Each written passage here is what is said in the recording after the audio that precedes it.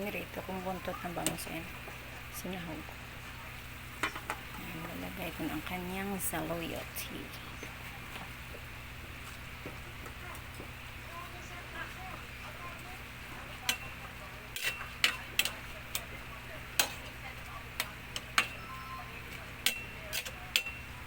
May ako nilagay yung bulaklak kasi madurog ka agad dito. Patong ko ng kanyang bulaklak ng kalabasa.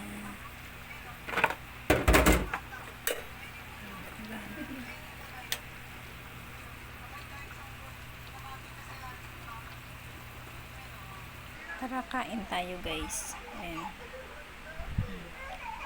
Kain. Kakain tayo.